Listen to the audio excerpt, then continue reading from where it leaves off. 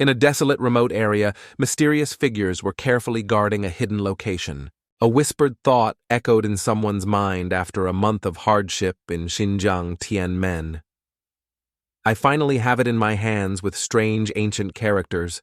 A young man with orange hair sat in a cave, built like a bizarre warehouse filled with hundreds of cluttered items and scrolls. He lowered his eyes to the old darkened paper in his hand, secretly confirming this is definitely the real thing. Nearly 600 years ago, the Sword Immortal left behind an ancient sword secret manual, the Divine Sword Secret Manual.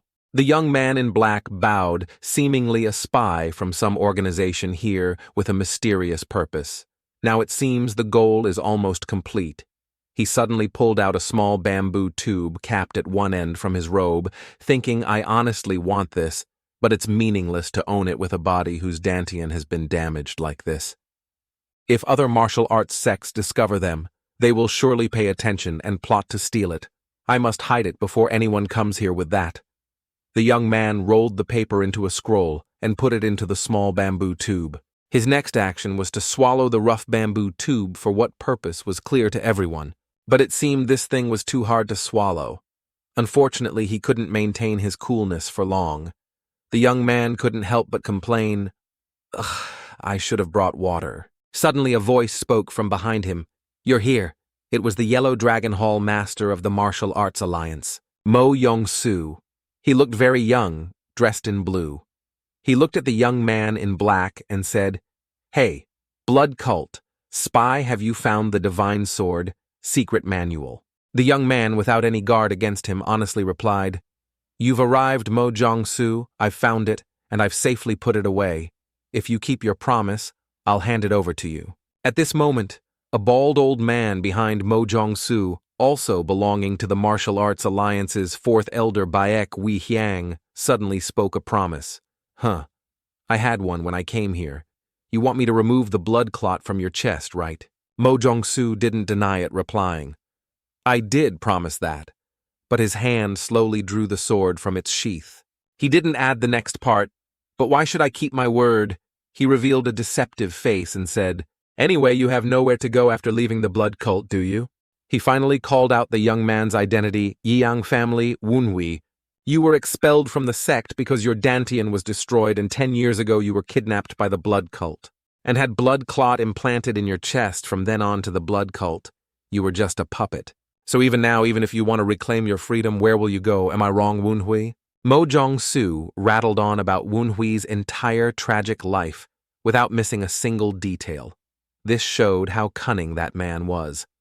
Wunhui knew this well, but still couldn't believe it subconsciously.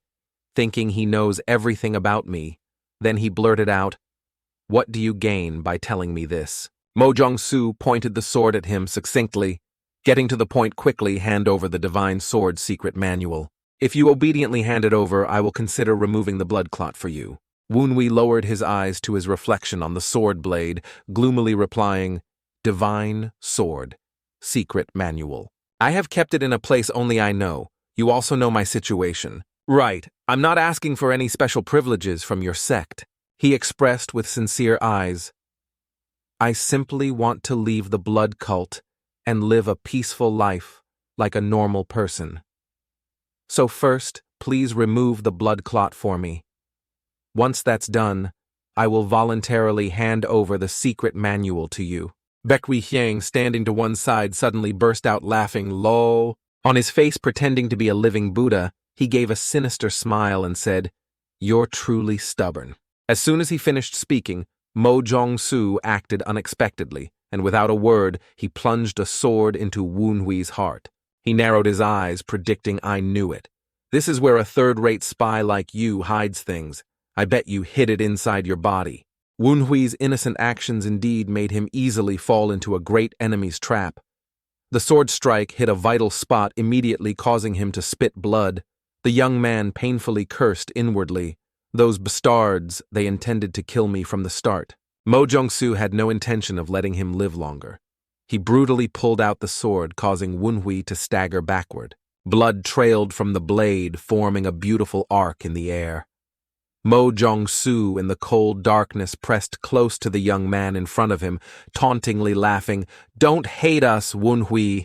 The moment you became a spy here, your fate was sealed. It will end like this." Woon-hui's flesh and blood gushed in agonizing pain, but his face was emotionless, as if he had completely numbed. The poor young man in that brief moment couldn't help but blame himself. Damn it. Why did my miserable life end like this? With that, he bent down and clutched his chest, while Mo Jong-soo fiercely swung his sword, once more aiming at him. This second strike was the fatal blow. Woon-hui was slashed in the abdomen. His eyes rolled back and he fell backward. Unexpectedly, Mo Jong-soo's fatal blow miraculously struck the exact location of the bamboo tube Woon-hui had swallowed earlier. The sharp sword showed no mercy, cutting the rolled-up secret manual in half. Mo Jong-soo, quick as lightning, saw the object destroyed and instinctively blurted out, "Damn it!" The secret manual was inside him. But immediately after, before he could even react, a flash of green light shone directly into his eyes. Mo Jong-soo unexpectedly shouted, "What the hell is that?" A bizarre scene appeared for some unknown reason. Woon-hui's body suddenly erupted in a hellish green flame, burning ceaselessly. Mo Jong-soo was angry and confused. What is this? Why is his body burning with green flames? Woon-hui himself didn't understand what was happening, only feeling something was wrong, thinking it's not hot at all. Is this not real fire? A faint smile seemed to appear on his lips. Lol, but what good is that? Now, unless I have something called an afterlife, I hope it will not be as miserable as this one. Then the entire scene before his eyes plunged into endless darkness, condensing for a moment like exploding glass shattering into pieces. At this moment, suddenly, a splash of cold water came from nowhere, hitting Woon-hui's face, who had just been stabbed to death. Woon-hui immediately jolted awake, his soul barely coalescing, and screamed cold, so cold the people surrounding him laughed loudly. Lol, look at you. Woon-hui was in extreme confusion. He remembered the memory from just now and instinctively touched his stomach, only to find it intact. He thought in panic, my body has no cuts, no signs of burns. A familiar voice teased, "Hey, you look pathetic, Woon-hui," before Woon-hui could even look. He was startled and blurted out, "This voice must be." The owners of those voices were Song Jua-baek and Song Woo-jun, both calling themselves the Hunan Twin Blades. Song Jua-baek said blankly, "Are you out of your mind? This drinking bet. We, the Hunan Twin Blades, won again." Song Woo-jun immediately chimed in. Hunan Twin Blades, Woon-hui's thoughts echoed, are Song Jua-baek and Song Woo-jun, the infamous black and white twins of the blood cult. Why do they look so young? I remember I used to be close to them. Besides, why am I still alive and well, even though I was just burned alive by that green flame? After a long moment of wondering, Woon-hui noticed the mirror next to him, reflecting his face, and he picked it up in shock. Huh? A loud sound the people around him asked in confusion. What is it? What are you so shocked about? Woon-hui observed for a moment before confirming, This is me when I was young. Song Jua-baek saw the person in front of him acting like he was possessed. He couldn't help but kick him affectionately. This crazy guy is still drunk, huh? Woon-hui fell backward to the ground. The twin brothers bent down and looked at him, reminding him, "Sober up and pay us the bet, idiot." Waking up to violence. Woon-hui clutched his head and groaned. Damn it. It hurt so much he suddenly realized something strange, huh? If it hurts so much, how can it be a dream? Immediately he jumped up the young man like a madman, grabbed the person next to him by the collar, and shouted, "What day is it today?" Song Jua-baek was startled and cursed. "What are you talking about, Woon-hui?" Woon-hui spoke even louder. "What day is it today?" "Is it that hard to ask?" Song Jua-baek firmly held his arm and growled, "Let go of my hand first." Only Song Woo-jun, leisurely beside them, spoke up to answer the year of Jia-shu, the month of Jiyu, the 9th day. Woon-hui turned his head in surprise. The year of Jia-shu. He began to deduce if today is the 9th day of the month of Jiyu. In the year of Jia-shu, then this is exactly the day 10 years before I died. Song Woo-jun twirled his index finger at his temple, implying he was foolish. Saying otherwise, What year do you think it is? Did you drink too much and become stupid? Suddenly, the person burst out laughing. Lol Woonhui was overjoyed and hugged the person who had just kicked him, shouting happily, Juabek, I'm so glad to see you. Song Juabek, on the other hand, felt disgusted and cursed. Hey, you're so cold, let go of me. Woonhui doubted. Again, wait a minute. Is this really 10 years ago? If it really is 10 years ago, then... Old memories gradually flooded Woonhui's mind. It was a clear, star-filled night. The moon high above shone brightly. At this moment, all vegetation and living things were silent and humanity was deep in slumber. In the courtyard, a man was on guard duty. It seemed the young man was on a late shift. He probably hadn't been guarding for long before he opened his mouth and snored. Suddenly, several mysterious black shadows appeared from nowhere without a sound. As if ghosts, the young man woke up with a start. He opened his eyes groggily and vaguely saw human figures in front of him. Sleepily, he mumbled, It's late. Guests have arrived. I fell asleep. Someone go greet the guests. Unfortunately, as soon as he finished speaking, the assassin guest standing in front of him had already slashed his neck with a sword. The unfortunate young man's cut was so clean that it sliced through skin, flesh, and bone like cutting tofu. It's unclear why a group of assassins came to this house. The guard before his head was severed naively called for lower-ranking people to greet the guests. Soon, a few minutes later indeed, the creak of a door opening was heard. A young boy, yawning widely, stepped out until he woke up and looked at the scene in front of him. He was shocked. The senior who was speaking fluently just now had turned into a bloody corpse, with his head rolling on the ground. The young boy was completely terrified. His throat immediately let out a chilling scream. Woonhui remembered that night and felt it was enough returning to reality. The young man clumsily stood up, constantly rummaging through his belongings and putting them into a cloth bag, mumbling to himself, Damn it, where is it I should have packed earlier? Song Juabek didn't understand what happened to the hateful brat in front of him. After he woke up, instead, he felt that he seemed to be planning to escape debt. Hey, you're not going to say you don't have money, are you? Woonhui didn't bother to say much to those innocent sheep. He shouted, If you don't want to die, pack your bags and get out of here quickly. Song Juabek had a fiery temper. He simply couldn't hear the serious implication in the warning. He angrily cracked his knuckles gloomily, threatening, This is really too much. Do you need me to teach you a lesson? Woonhui had no energy to listen any further. A moment later, he quickly found what he was looking for. A smile appearing on his lips found it.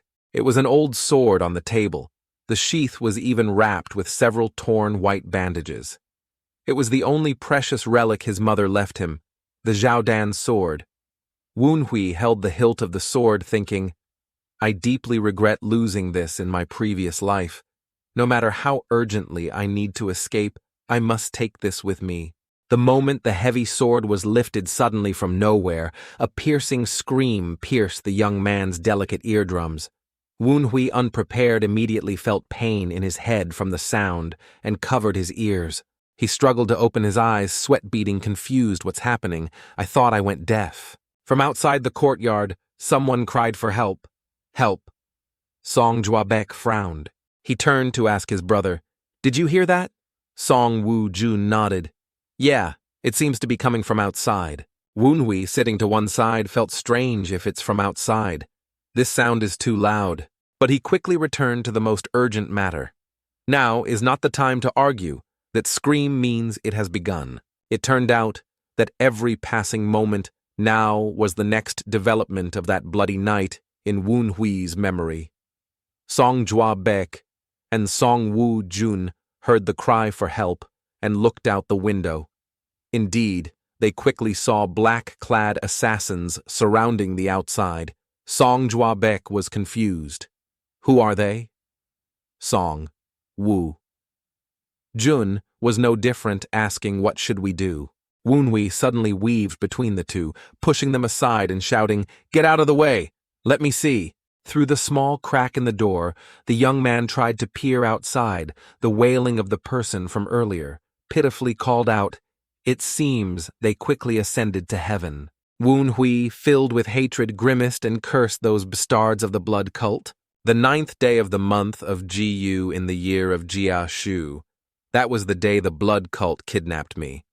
Song Jua Bek looked down, worriedly asking, "Is it bandits?" Woon Hui immediately replied, "No, they are the blood cult." He turned and walked away, advising the two, "There's not much time left. They'll be here soon if you want to live. Run away quickly." Song Jua Bek couldn't believe it and asked again, "Are they really the blood cult?" "I thought the blood cult was annihilated after being defeated by the martial arts alliance." Woon Hui was now so urgent he wanted to grow wings and fly. The more he listened, the more annoyed he became, cursing, "Why don't you go directly in front of them and ask, 'Are you the blood cult?' in his heart?" He couldn't help but say, "I have to run, you do whatever you want." Song Jua Bek turned to ask Song Woo-jun's opinion. "Should we run away now?" Song Woo-jun slowly hummed in response. Woon Hui had already opened the door and stepped into the hallway. He looked left and right, starting to calculate, now is not the time to worry about them. Didn't they all become martial arts masters after being kidnapped? All right. As long as I survive and escape this inn, that's all that matters. Suddenly an unrelated image flashed across the scene. There weren't just 3 people, Woon Hui and the 2 Song family members. There was also one more person. Woon Hui suddenly remembered letting out a soft, "Huh." The other person in his memory was a small man with a bandaged forehead who called him young Master Woon Hui. Immediately blurted out, "Now that I think about it, I just remembered. There was one more person going back. 10 years, many things have long been covered in a thick layer of dust." Fortunately, Woon Hui's memory isn't bad. He finally recognized the identity of the young boy, a song. He couldn't help but scold himself. "Woon Hui, you idiot, you came here with a song. He's the only one who always stood by me in Yi Yang Zhao's family. I can't abandon someone I consider a brother." Woon Hui darted like a bullet in a flash. He slammed open a song's door and shouted loudly, "A song, wake up." A song was suddenly woken up and immediately jumped up. I was sleeping." The boy clutched his chest and sighed. "Phew, young master, you startled me." Woon Hui grabbed a song's hand and said, "Wake up quickly. We must escape from here immediately." A song was like someone fallen from the sky, not understanding what the hell was going on. He panicked and asked, "What's happening?" Young Master Woon Hui hastily said, "I'll tell you after we escape from here. We are being attacked by the blood cult. They will soon enter the inn." A song repeated exactly like Song Jua Bayek, the blood cult. But the blood cult was defeated by the martial arts alliance. Woon Hui shouted, "Shut up, just know what I tell you." Both of them rushed through the chaotic crowd. A song noticed they seemed to be going in the wrong direction and said, "I understand, but isn't the exit that way?" Woon Hui had already calculated that way is impossible. "The entire town has been surrounded. If we go out, we will definitely be caught," a song said in fright. "Really then, why don't we go back to the room and hide in the closet?" Woon Hui was exasperated, this kid. He irritably replied, "That's a hiding place anyone can find. They didn't come here to steal property. They came to kidnap people like us. They will search every place people might hide. For example, a closet is a place anyone can hide. Or in large wine jars, they can find them immediately." A song felt that running away like this was no different from hiding, so he wondered, "So we'll all be caught and killed anyway." Woon Hui was furious and cursed. "Don't talk nonsense. We have to hide in a place. No one would think of hiding a place where even if they thought of it, no one would actually hide there." The sound of the gate slamming open echoed in the silent night. They finally reached their destination. A song's voice was a little hesitant here. "Is this the place young master mentioned?" Woon Hui calmly replied, "Yes, it's here. A place no one would ever expect someone to hide." A song stared silently at the small dark pit in front of him, suddenly feeling speechless. After a few seconds of stunned silence, the boy burst out, "Who would hide in an outdoor latrine? I can't do that." Woon Hui, abandoning all dignity, retorted, "Is this the time to question that? I'm letting you hide by yourself in a whole latrine. You can thank me later. I'll hide somewhere else with that." He quickly pushed a song inside. A song felt sick to his stomach. He refused. If you think this is a good place, then you go in. Wait, don't push me. One matter was done. Manhwa closed the door from the outside. He continued to calculate, even if it's the blood cult, they definitely won't search this place. I originally intended to hide here, but now there's no other way. I have to find another hiding place before the blood cult members come here.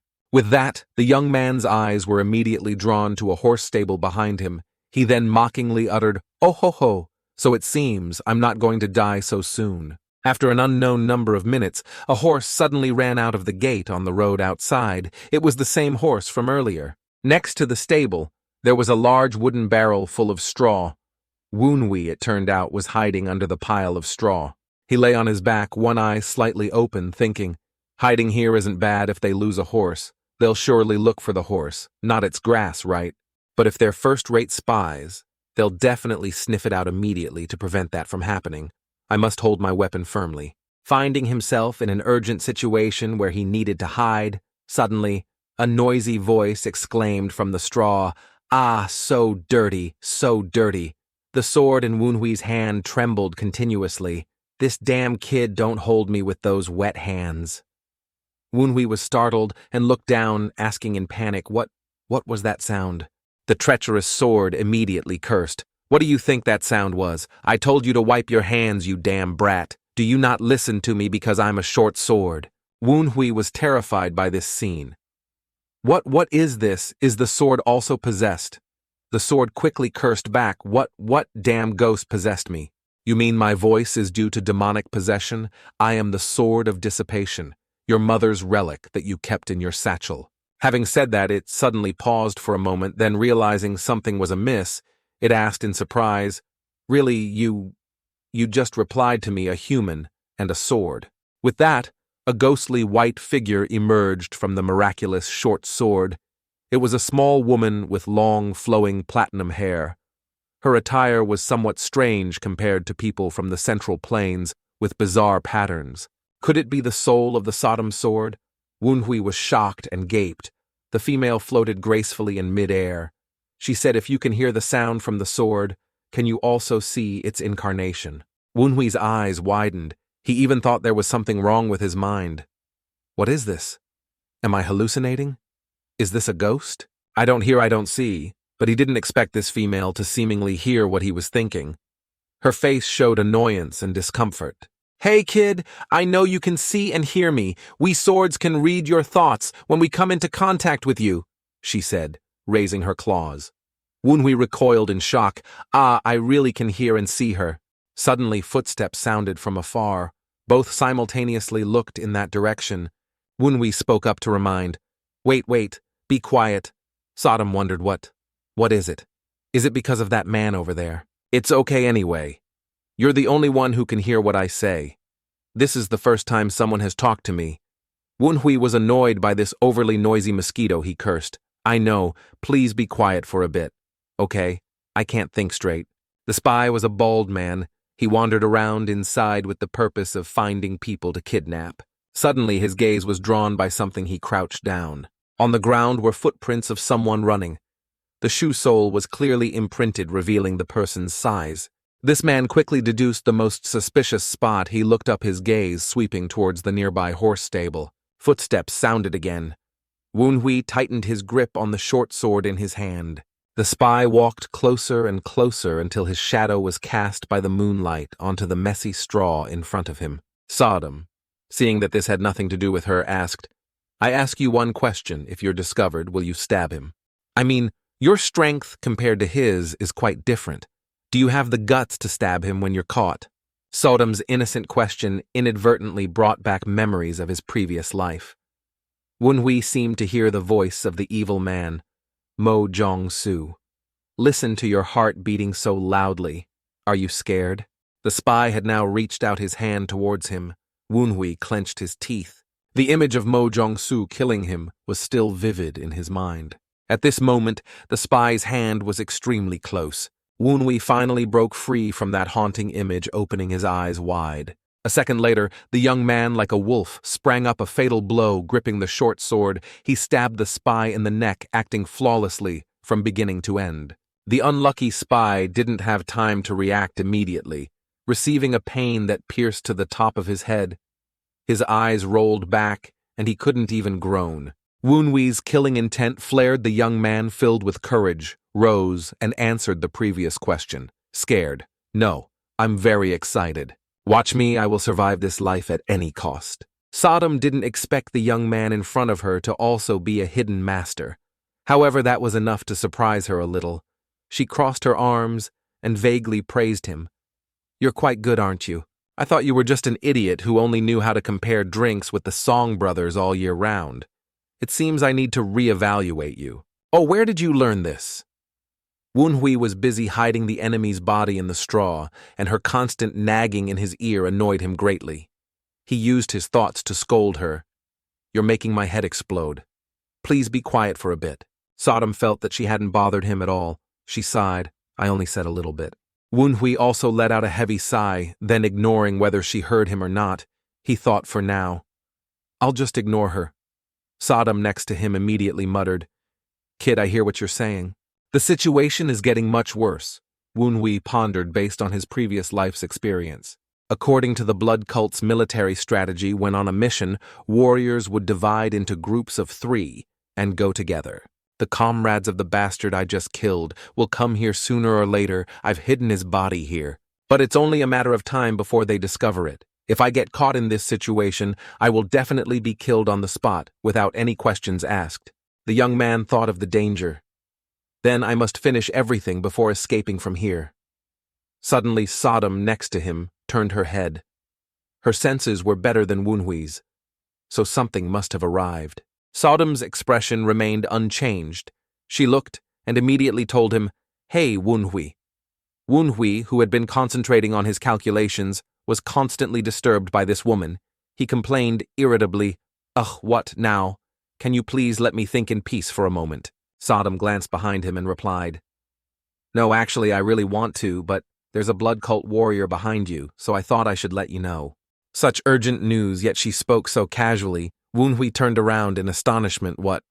A low voice echoed. Did I disturb your peace? It's okay. Just continue. Don't mind me. Woonhui and Sodom simultaneously looked behind them. The scene that met their eyes was a spy standing indifferently with his arms crossed at the gate. It was unclear if he had mastered the art of coming and going without a trace. In short, it was unclear when he had arrived. He then said, I was admiring your work. Why are you stopping? Woonhui's relaxed nerves immediately tightened like a string again. He vigilantly looked at the man and thought, when did he get there? And more than that belt. The dark brown belt, he's a mid-level warrior. A stronger master has entered the field. Woonhui stood in a defensive stance and cursed. Damn it. I should have reacted faster. If he's a mid-level warrior, I have no chance of winning right now. Sodom was very excited. She clung to Woonhui's shoulder and said, Oh, going to fight him, should I help you? Let him see the power of a short sword. Woonhui told her to shut up.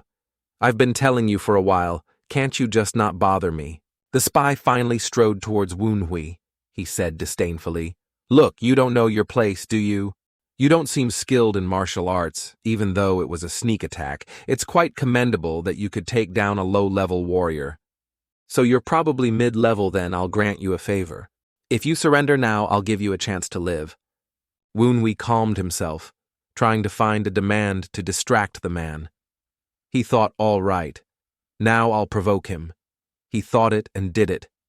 He immediately opened his mouth and confronted the man.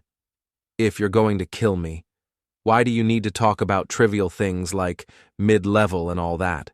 You want to capture me, but you're afraid you'll die miserably like that guy, right? The man raised one eyebrow. He asked again, What did you say? Sodom couldn't understand what this kid Woonhui was playing at. She shouted, Are you crazy? What do you gain by provoking him? Woonhui ignored her. He only looked at his opponent and thought, just as I expected, acting arrogant and only provoking will make him drop his guard. The spy thought he would immediately burst into a rage, but unexpectedly he was silent for a moment, then burst out laughing. Lol, kid, did you eat a leopard's guts? Your mind is quite clever. It would be a waste to kill you. It seems he saw through his shallow scheme, Woonhui, seeing that his initial plan was useless. angrily thought. Damn it. He's more cautious than I thought.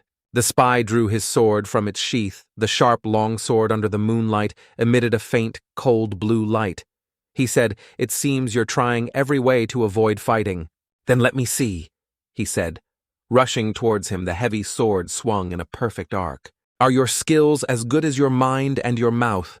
He then quickly and sharply swung the sword horizontally. The sword's aura was overwhelming if Woonhui didn't dodge in time. His head and neck would definitely be split into two. A male protagonist wouldn't be useless like that reborn, and alive, he absolutely couldn't die. So early in a flash, he quickly ducked down, miraculously dodging the dangerous sword strike. His will shone in his eyes layer by layer, even if I'm a third-rate spy and my Dantian is destroyed. But it's enough for me to see through you. With that, he skillfully transitioned his defense into an offense, swinging a straight, decisive cut towards the enemy. It was a pity that before the sword tip could even touch the opponent's clothes, his movement was precisely caught by the spy's hand, easily blocking the attack. He uttered too slow. Woonhui frowned in surprise, the spy his opponent. At least nearly 2 meters tall compared to Woonhui's currently small body. Indeed, it was no different from a praying mantis trying to stop a chariot. He casually lifted him up and evaluated. "Your observation is pretty good, but your movements are too slow." Woonhui suddenly relaxed his hand, holding the sword, causing the weapon to slowly slip. The spy continued to speak, but that last strike was quite good. "I'll pretend I didn't see you kill that low-level warrior, so just quietly follow me in those few brief moments of discussion and persuasion." Unexpectedly, the short sword didn't fall to the ground, but was accurately caught by Woonhui's other hand. As soon as he caught it without waiting for the opportune moment to pass, Woonhui immediately powerfully cut through the air, aiming a straight slash at the opponent's neck. His movement was so fast it was invisible, becoming a dazzling streak of light, carrying killing intent. He shouted in reply, "No way!" But thinking he had severed the man's artery, Woonhui secretly rejoiced. "All right, I have." It turned out that because the opponent's movements were incredibly swift and formidable in a moment of carelessness, he still managed to dodge Woonhui's fatal blow. However, surviving didn't mean he was unharmed. The man was now utterly enraged and muttered, This brat!" Woonhui exclaimed, "No way." I unleashed a fatal blow, and he still dodged it. The previous sword swing unfortunately didn't kill him, but instead inadvertently injured his left eye on his face. Now was a hideous red wound. Even his mask was ripped open. He roared, "You son of a BTC." With that, he unleashed a direct kick to Woonhui's abdomen. That kick was so powerful that even a stone would crack upon impact, let alone a young boy like Woonhui, whose martial arts were unrefined and literary skills undeveloped. How could he withstand it? Woonhui groaned, his entire body flying back no different from an abused puppy. Woonhui flew a long distance due to inertia, then slid a long way on the ground. The rustling dust split in two and flew into the air. He was thrown a considerable distance, even bouncing and rolling like a ball. The kick knocked the young man's soul out of him. However, he wouldn't allow himself to fall easily. Woonhui struggled to support himself and sat up thinking, I didn't expect him to be able to dodge my strike from that distance. Woonhui wiped the corner of his mouth and looked up. He once again gripped the short sword. Now I have no other choice but to stand up and fight him. Sodom flew a circle around his head, suggesting, Woonhui, let me help you. I'm telling you, without me, there's no way you can defeat him. Woonhui didn't believe her at this point.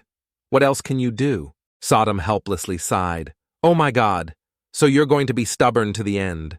So what are you going to do now?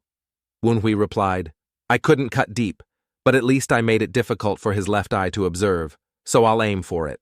The spy's left eye was so severely injured that fresh blood flowed from the corner of his eye. He clutched his eye and cursed bitterly. Damn it, I tried to be gentle with you. But you're completely ungrateful. Are you so tired of living? I had intended to just warn you a little, and then take you to the blood cult. But I've changed my mind. I'll end you right here, right now. He roared, I'll cut you into 100 pieces. Then he concentrated his strength into his feet and launched a terrifying leap. His movements became like an arrow leaving a crossbow, rushing straight towards the small young man in the distance. Woonhui opened his eyes wide, watching the attacks created by his techniques reflected in his pupils. He uttered this. The spy had now completely transformed into a sword demon. Every slash he swung glowed with a faint, mystical red light. The sword strokes were sharp, agile, treacherous, and decisive, striking out dozens of times. The scene was exactly like the thunder god unleashing lightning, as if he was willing to dance in the raging storm. Wunhui stood before the tempest, the overwhelming and unparalleled sword aura crashing down upon him. He could only use all his life force to defend against the deadly slashes that seemed to want to cut into him. His clothes ripped in several places because of them. This is the blood sword, the basic sword art of the blood cult. He said he's too fast, I can't read his moves. Moreover, this bastard, he's trying to attack me with fatal blows. The spy continuously slashed forward without stopping.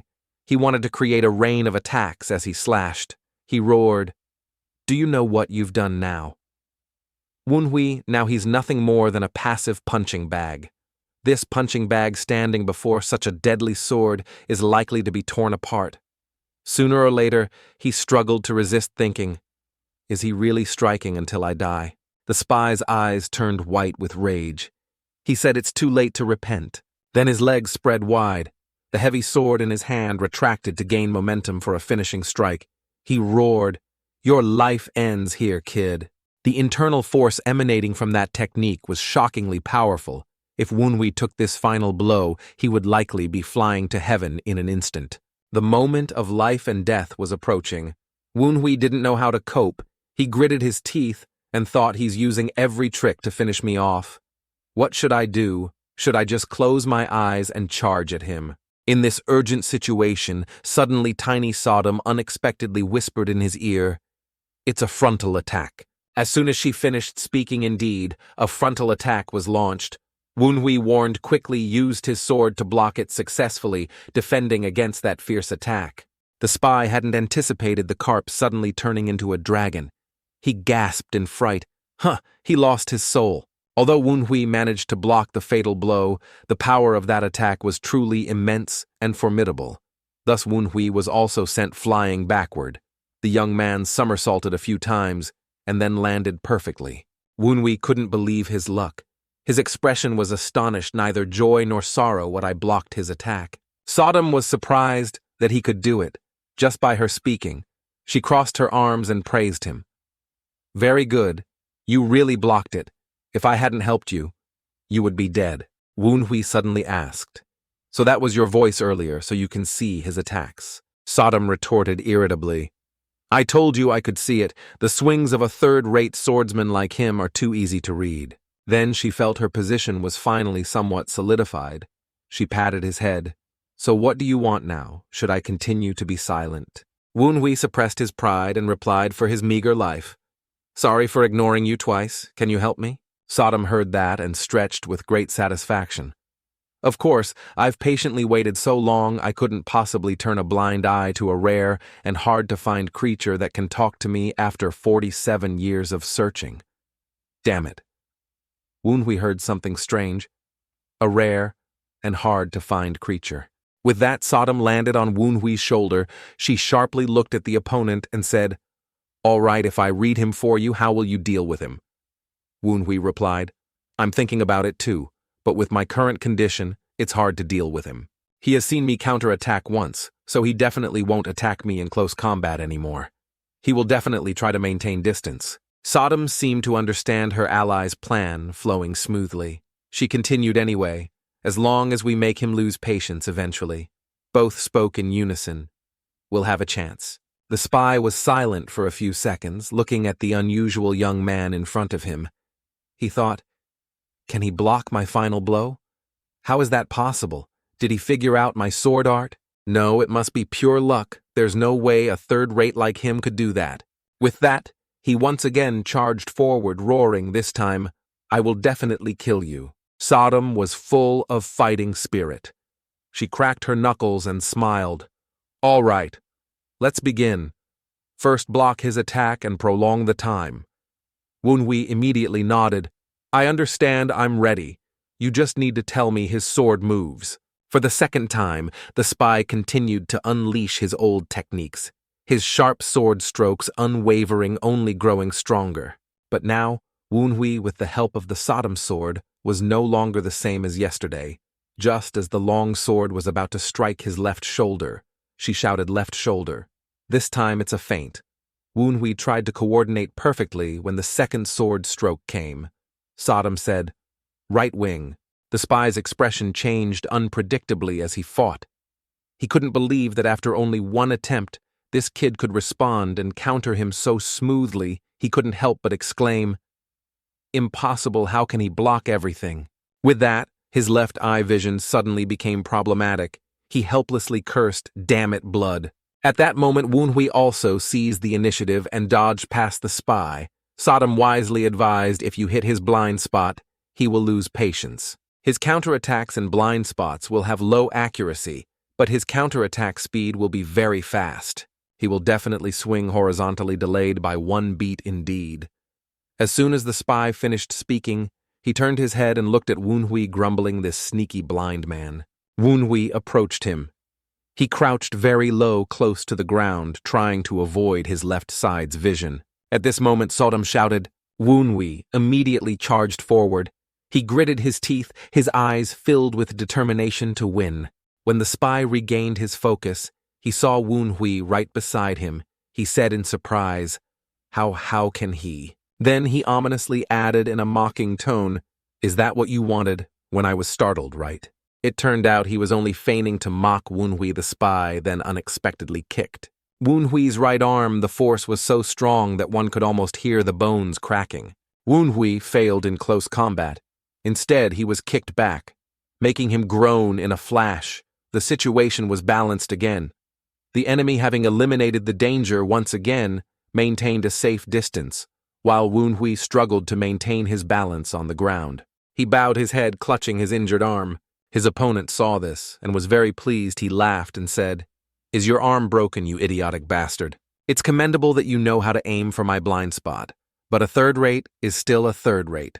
With that, he leapt into the air full of killing intent, aiming at Woonhui, who was lying on the ground. "Die, you son of a beck." At that moment, suddenly the young man's injured hand clenched into a fist. Woonhui looked up. Now is the moment. The heavy sword quickly descended with majesty, the cold night wind accompanying the terrifying slash, truly chilling to the bone. However, at the crucial moment, Woonhui utilized both his spiritual and physical energy, his limbs flexible, turning his body like a whirlwind to dodge the young man's robe. Fluttering, Woonhui miraculously and skillfully escaped death. From one surprise to another, the spy, caught off guard, exclaimed, "What? Impossible with that." Woonhui turned the tables as planned, utilizing his spinning motion to create a beautiful, precise crescent sword strike that cut the enemy's throat at close range. A second later, a gush of fresh blood erupted like a ferocious volcano. Woonhui simultaneously fell in a shower of blood. He opened his eyes wide. "I did it, I cut him." A fierce sword fight finally came to an end. Now the spy was just a cold corpse lying sprawled on the icy ground with a pool of blood. Sodom's voice echoed, "Are you all right? Can you stand up?" Woonhui calmly replied, "Yes, I'm fine." Sodom praised him for the third time that day. "Your skills are pretty good. I thought your arm was broken earlier." Woonhui said very humbly, if he had been a little more cautious, everything would have been exposed. Sodom excitedly recounted the scene from earlier. "Your final attack was so cool, you spread your legs and spun around, then slashed his neck." Woonhui, covered in grime, wiped his chin and said, "I was able to do that thanks to your help.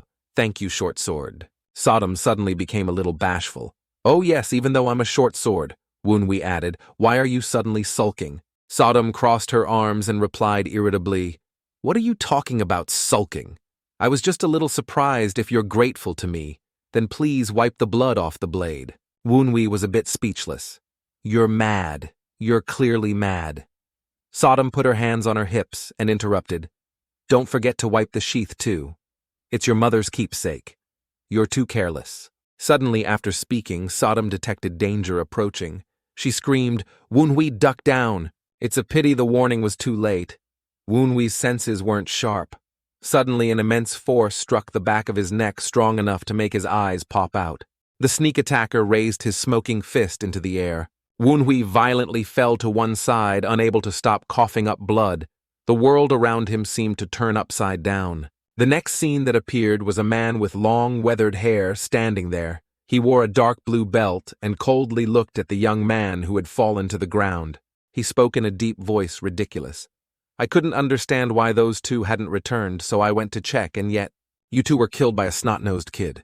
Woonhui was now lying slumped on the ground, blood continuously flowing from his mouth. How unlucky he had completely passed out. Yang. Town Lo Yang. County Woonhui's. Yang. Zhao family. A voice belonging to the person holding the stone tablet read each carved word, no mistake. This was Woonhui's name and identity. The subordinate looked up and reported to the long-haired leader with a mocking tone. Woonhui. This guy is a notorious playboy in Hunan. Then they all looked at a young boy, his hair disheveled face, bruised tears, and snot streaming down his cheeks, looking utterly disheveled. Someone disdainfully spoke of his nickname, Lu Yang County's useless trash. He was regarded as discarded by his family after his Dantian was destroyed. He's also the son of a prominent family. Should we capture him and train him as a spy? Someone said this to the leader, but the leader, after hearing it, pondered without replying. After a moment of silence, he then turned and said in a low voice, No. There's no reason for us to nurture an idiot who doesn't even have a Dantian. He used a judgmental and condescending gaze on Woonhui. He won't be able to endure basic training and will die sooner or later. Furthermore, look at his condition. Even though he's the son of a prestigious family, he's so scared he's soiled himself. What do you intend to use him for? Woonhui looked up, his eyes filled with tears, his pupils glazed and lifeless. He heard every word enter his ears. He's not even worthy of being called low-level. Get rid of him. As soon as Woonhui heard the words, get rid of him, he was scared, senseless. He was terrified of death, so he immediately knelt down and shouted, Great, hero, please don't kill me. I'll become a spy or anything you want. With that, he trembled like a pitiful and disgusting puppy, even clasping his hands in supplication before those who had beaten him to this state. Please spare my life. Suddenly, a thought from reality echoed in his head. Will I cry and beg like that? It turned out to be one of the most humiliating and miserable memories of his previous life, how cowardly Woonhui was. Then, Woonhui now was not so lowly. His face always maintained a calm and restrained demeanor. It was truly worthwhile that he cultivated such ability during his decade as a spy. In his previous life, he looked at the familiar yet unfamiliar scene before him, secretly thinking, I struggled to avoid this situation. Yet it still happened. No, not entirely the same this time. Both my hands are tied. Sodom sword, how long have I been unconscious? He called out in his subconscious. But in response, there was only the whispering wind from outside. No one answered at all. Woonhui called again.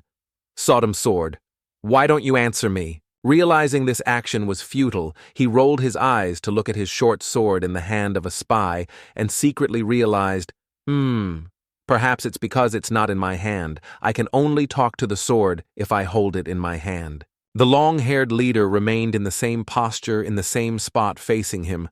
But this time, his words and attitude were completely different for someone with a crippled Dantian. He's quite impressive. When you used this old broken dagger to kill 2 of my subordinates, it's true that even though you've lost your Dantian, you're still the son of a prestigious family. Woonhui heard that and gave a cold smile. This time he valued him more than in his previous life. The blood cult had a strong pragmatic tendency, so if it continued like this, they'll take me with them, right? Calm down, Woonhui, you'll just return to the same fate as before. No, I have to think positively. I have to survive and seize the opportunity to escape from here. Waiting for the blood cult squad leader to speak again. However, the content was far different from what Woonhui had calculated. He coldly looked into his eyes and said, Then we'll take care of him right here. Woonhui was utterly stunned. Clearly, he had valued him highly just now. So why did he want to slice him like tofu? Just like in his previous life, a subordinate also felt this decision was very contradictory. So he said, Sir Leader, he does have intermediate skills if nurtured properly. Then the leader didn't let him finish and interrupted. It's true, he can become a spy. But how many people out there have good bodies and dantians worthy of being nurtured into spies? So why use this trash? Get rid of him. The subordinate, valuing obedience above all, immediately drew his sword without hesitation and uttered a respectful affirmative. Woonhui never expected this old man to be at odds with him from this life to the next, never changing. He angrily gritted his teeth, cursing in his heart. Damn it, only his assessment has changed, but the core remains the same. There's no other way. I can only pray for my life, as in my previous life, with that the young man truly and shamelessly abandoned all dignity, shouting exactly like that moment in the past, "Please spare my life. Great hero, I'll do anything you want." The long-haired leader found this young boy very amusing, but weakly, so he heard him bow and beg and sneered, "Oh look, you've been staring at me with your frog eyes all this time, and now you're begging for your life. Stop your cowardly act and pay the price for killing my subordinates." That's it this time.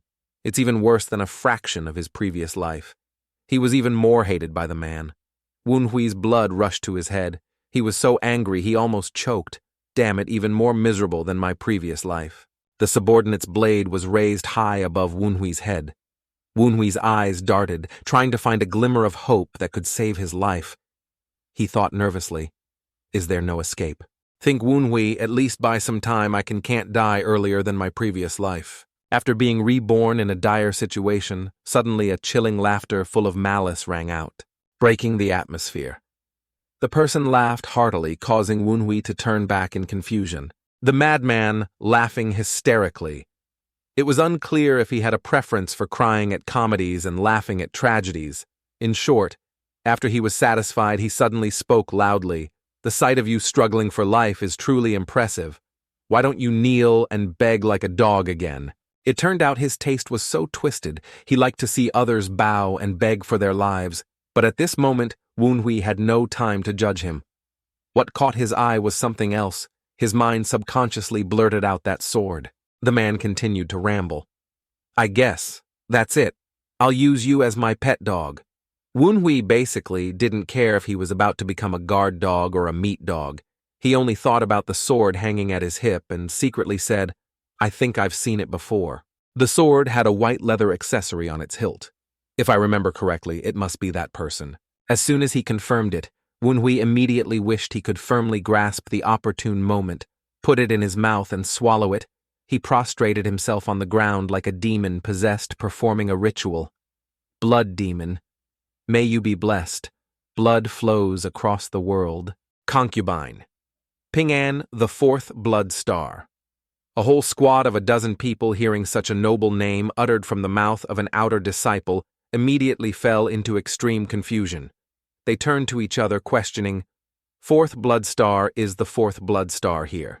The blood cult squad leader was also confused. However, he had no intention of being led by the nose by Woonhui, so he quickly turned to his subordinates and said, "What's all this noise about? There's no way someone like the fourth blood star would be here." But as soon as he finished speaking, he suddenly felt a chill down his spine, a wave of imposing killing intent, emanating from behind his neck, forcing him to turn and look. He didn't look, but when he did, he saw his mother enraged. No, perhaps even more terrifying than his mother, the leader, terrified, prostrated himself without any unnecessary movements, very reverently, his mouth shouting loudly, "Greetings, fourth blood star." Woonhui secretly cast his gaze at one of the great figures of the martial arts world and inwardly narrated the blood cult under the management of a leader includes the 4 venerables and 7 blood stars. I never saw their faces in my previous life, but I heard rumors about the blood stars, disguising themselves as low-level swordsmen and infiltrating to monitor subordinates. A young man's deep, warm voice commanded him look up. Woonhui immediately dared not disobey and lifted his head. Before him now was a man with smooth, silvery purple hair like a flowing stream. Under the moonlight, his long hair became even more ethereal. His facial features were clearly indiscernible due to the mask covering half of his face. However, through his long, elegant eyes and handsome sword-like eyebrows, one could guess he was very good-looking at this moment. The fourth blood star lowered his impenetrable gaze onto Woonhui. He spoke interesting, No one has ever discovered my identity when I was undercover. This is Du Jong Ho, the fourth blood star of the blood cult. He asked, "How did you recognize me, even though you're not a member of the blood cult?" Woonhui frankly replied that sword Du Jang Ho repeated, puzzled the sword. Woonhui continued to explain thanks to the leather accessories around the hilt. This lowly one knows that it was made to commemorate your beloved horse, Bai Chuang. Du Jang Ho heard that and laughed mockingly. He chuckled softly. Then he even sat down facing him and began to discuss. Your eyes are quite sharp. By the way, how did someone not from the blood cult know this? Woonhui's expression didn't change. To maintain a firm demeanor, he secretly assessed the situation. Is he suspicious? It would be strange if he weren't suspicious in this situation. But in my previous life, I was hidden in a notorious sect as a blood cult spy for 7 years. I've experienced this dozens, hundreds of times. From that, it's clear our protagonist possesses an excellent skill acquired from his previous life, that is speaking lies boldly, without blinking. The young man suddenly sat up straight, changing his demeanor 60 degrees. He used a sincere gaze and began to tell a story that seemed unbelievable, but was incredibly true. Actually, it's because this lowly one has blood cult lineage. He said this outwardly, but inwardly, he thought, I can be confident in my cunning. The leader thought he misheard. He snapped his head around and shouted, "What?" The others also couldn't help but be full of doubt. They questioned each other. Yi Yang So family has blood cult lineage, but how? Among the countless people there only Du Jang Ho remained unmoved. Instead, he just stared at the boy thoughtfully. Woonhui seized the opportunity to strike, while the iron was hot, continuing to fabricate a story based on some illusory details combined with real information. This lowly one's maternal grandfather, he participated in battles as a low-level warrior of the Blood Wolf Grand. After being severely injured, he left the battlefield. Then he wandered seeking a home with his only bloodline, which is this lowly one's mother, and so, my maternal grandfather settled in Luoyang County. Although it was very difficult to find a place to hide from the war, his injuries became increasingly serious. To earn money for ever-increasing medical expenses, this lowly one's mother worked as a servant for the Yi Yang So family. There she met my father and developed feelings, and this lowly one was born there. Du Jang Ho looked at him profoundly, hearing that he paused and said, "Your maternal grandfather was once in the Blood Wolf Grand." Interesting, continue. Woonhui didn't expect this guy to be harder to fool than he thought, so he couldn't help but grumble. Tesk, is that not enough? But then the young man continued his smooth story as if it had been prepared long ago since childhood. This lowly one was diligently trained by his maternal grandfather. Every time this lowly one complained about the hardship of training from a young age, he would mention the Blood Wolf Lord No Joman and his son No Sung-gu. Lord No's son had completed all of the Blood Wolf's training. When he was your age, he would tell this lowly one. The subordinates heard the two most powerful names in the organization and timidly whispered, "No Joman and No Sung-gu. How does he know the names of the former Blood Wolf Lord and the current Blood Wolf Lord?" Woonhui continued to focus on his part of the story every day. This lowly one's maternal grandfather would say that one day the blood cult would reclaim its bloodline even 5 years ago. When he died, he spoke of the blood cult. Du Yang Ho listened very attentively from beginning to end. At this moment, he subtly hummed softly. Then he rested his chin on his hand and thought, so that's how it is. If that's the case, then it's understandable that someone with a crippled Dantian like you could kill 2 members of the blood cult. But as Do Jang Ho was about to continue, suddenly, the rude leader interrupted, "Lol, don't make me laugh." Then he angrily turned and pointed directly at Woonhui, shouting, "Your Excellency Bloodstar, don't listen to that brat." The subordinate doesn't know where he heard that, but the Blood Wolf Grand Sect has 5 leaders. Du Jang Ho's extremely low voice, gentle but powerful, cut off the arrogant and stormy words. The leader immediately froze. Du Yang Ho, without knowing when, had turned and given him a very friendly, deeply affectionate look. Specifically, if he dared to utter another word, he would immediately be sent on his way by the 4th Blood Star himself. Du Jang Ho then spoke concisely, "Who gave you permission to interfere in my affairs?" It seems that if you're a demonic leader like you can interfere in my Bloodstar affairs, right? He only said that much. The leader immediately trembled and prostrated himself earnestly, saying, "Please forgive me. I beg your indulgence." Wunhui witnessed such power. He couldn't help but marvel he makes a leader cower before his gaze and a few words. This is the authority of a Bloodstar. After disciplining his subordinates, Do Jang-ho turned back to him. He said, "Sorry for the interruption. But there's something very strange, I think, although your legitimate self-defense caused losses to the blood cult. Why didn't you reveal your lineage to the 5 leaders, but instead begged for your life?" Wunhui was fortunately quick-witted. He didn't waste a second, and immediately replied that this lowly one was afraid of being punished if they knew his identity and that he had killed 2 subordinates. Please forgive this lowly one. When he bowed his head in a hidden corner where no one could see, Wunhui couldn't help but feel a little scared of the person in front of him, thinking he's so sharp. I've lied mixed with the truth, but he still wasn't swayed and even focused on the unusual point. Suddenly, Du Jang-ho slowly stood up.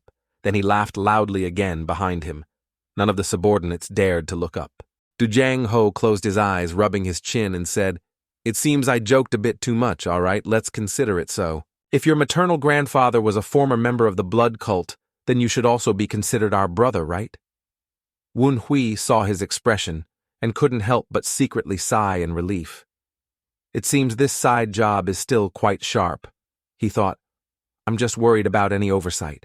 Du Yang-ho then said, "I almost lost a valuable successor to the Orthodox faction, so I will allow you to join the blood cult, considering it as continuing your maternal grandfather's legacy.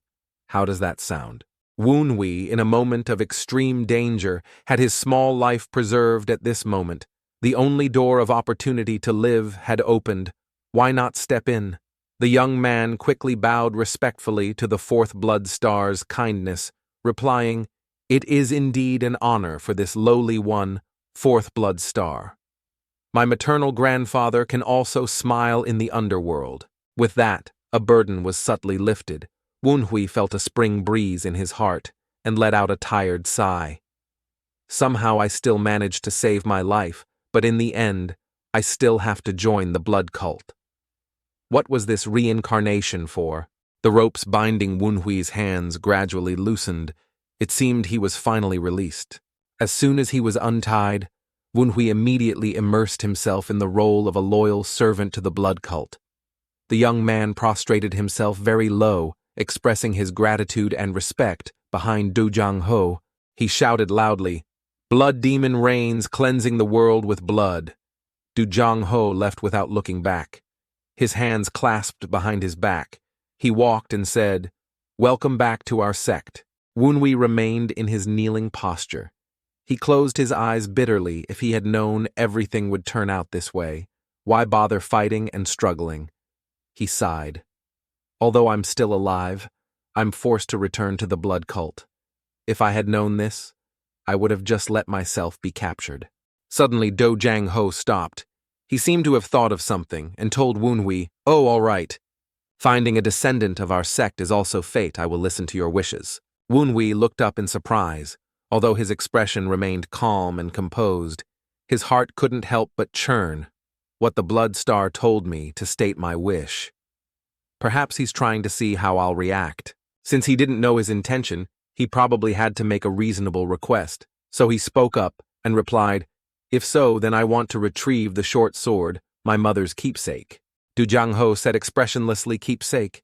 Then he turned and told the 5 leaders to give him that item. "Give it here." But the 5 leaders were as stubborn as leeches, because Wunhui had killed not 1 but 2 of his subordinates. He objected to Du Jang-ho, but the 4th blood star he had used. Du Jang-ho basically didn't even acknowledge him. He didn't even bother to turn his head. Extending his left hand, he calmly ordered, "Don't make me say it a second time.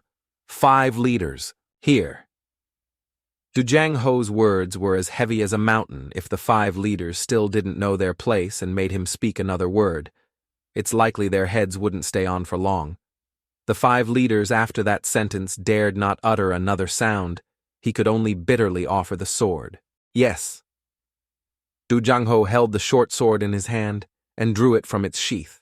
His hand, every bone clearly defined, raised the unremarkable short sword to eye level, observing it carefully for a moment, before he finally assessed, it's indeed a bit old, but it's still a good blade.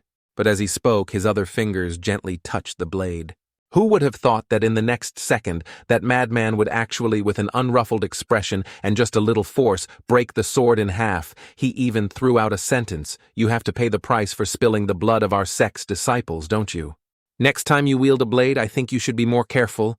With that, Do Jang-ho gently applied a little force to his fingertips and precisely flicked the short sword, sending it flying. In a second, it was embedded right into the ground in front of Woonhui's head. Woonhui slightly lifted his eyelids to look at him. A few drops of sweat silently trickled down, thinking he just flicked his finger, and the sword already vibrated indeed, profound internal power. Perhaps he's trying to warn me. No doubt about it, but right now I'm still alive. A few moments later, a subordinate stepped forward and ordered Woonhui stand up. "How long are you going to sit there?" Woonhui sluggishly stood up and replied, "Yes, I'll pick up the sword and leave immediately." He picked up the hilt of the sword, secretly thinking anyway, "As long as I find the Sodom sword, it'll be fine. Sodom, are you okay?" He didn't hold it, but as soon as he did, an ear-splitting, mind-numbing shriek erupted. Sodom indeed reappeared, but this time she looked a little different. Her long hair somehow looked as if someone had cut off more than half of it. She exploded in rage, shouting, "Oh my God, my hair, and you ask if I'm okay. What am I going to do about this?" Woonhui was completely startled. He tried to calm her. "Calm down, Sodam. I'll take you to the blacksmith to fix it later." Sodom truly remembered the hateful, long-haired fourth blood star. She cursed him. "If I could move on my own, I would definitely shave his head bald." Woonhui secretly applauded. "I'd love to see that too." Sodom now returned to the important matter. She clasped her hands behind her back and asked him, "What did you say, Woonhui? Are you really a blood cult member? Why didn't I know?" Woonhui looked at her and replied ambiguously, "That's not a lie, but it's not the truth either." Sodom didn't understand anything and asked again, "What nonsense are you talking about now?" Woonhui only continued, "That's how it is.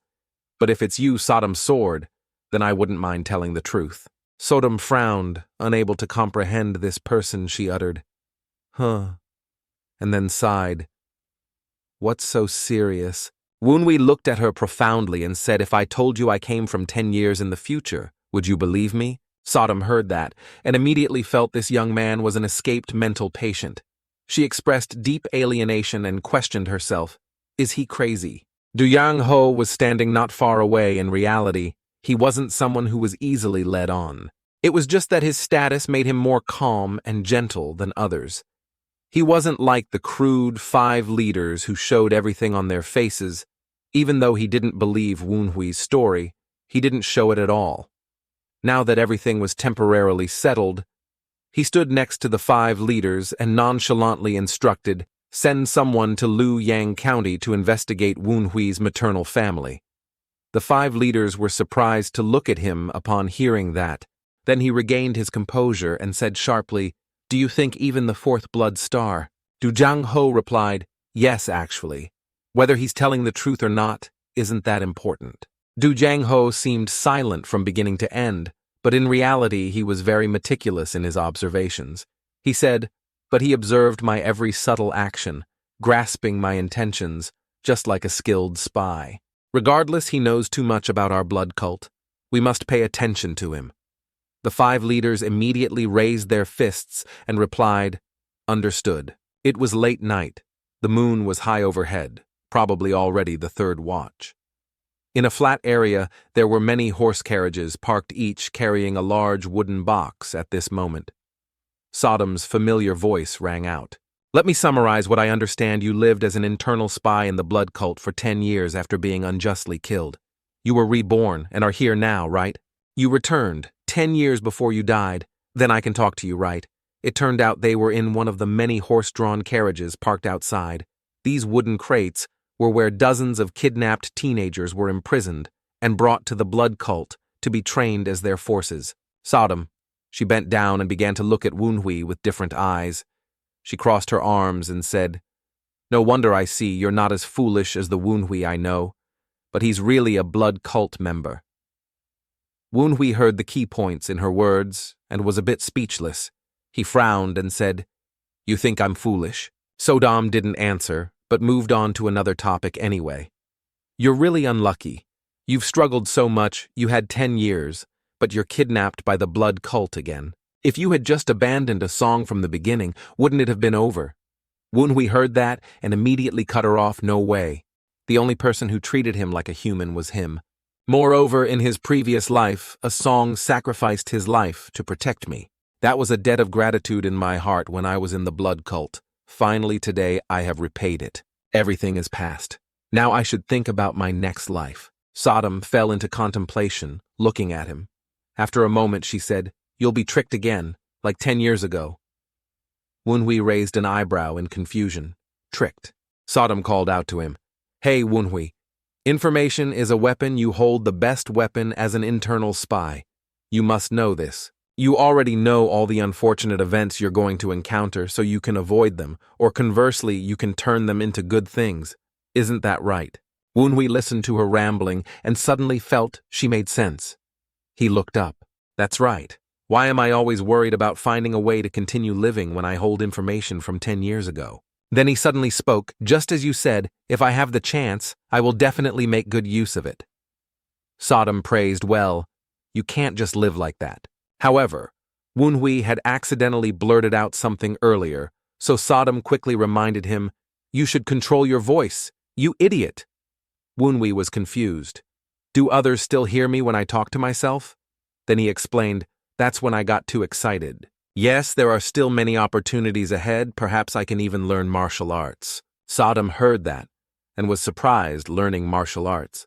"How can a person with a crippled Dantian like you learn?" Woonhui rested his chin on his hand and replied, "No, it's not entirely accurate information. And even if it's true, it's something for later, so let's temporarily ignore it for now." Sodam glanced at him and cursed. "What the hell, so boring."